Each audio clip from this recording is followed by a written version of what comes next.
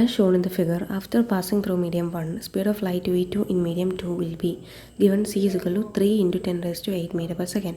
A 1 into 10 raised to 8 meter per second, B 0.5 into 10 raised to 8 meter per second, C 1.5 into 10 raised to 8 meter per second, and D 3 into 10 raised to 8 meter per second.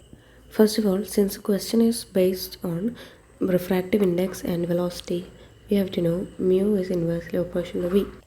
Here we are given three mediums, air, medium 1 and medium 2, but since we know only to find speed of light v2, we use air and mu2 to do the calculations. So we have mu2 by mu air is equal to c, that is speed of light in air, by v2.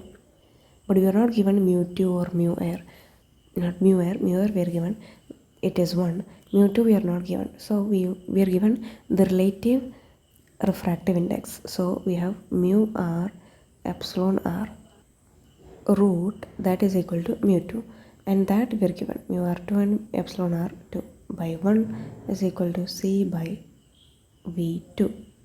So mu r2 is 1 and epsilon r2 is 9 is equal to c by v2. So v2 is equal to, and we have to take the root, so v2 is equal to c by 9 root is 3, and c it is given to us 3 into 10 raised to 8 by 3. So we can answer, we get 1 into 10 raised to 8 meter per second as our speed of light in medium 2, that is option A.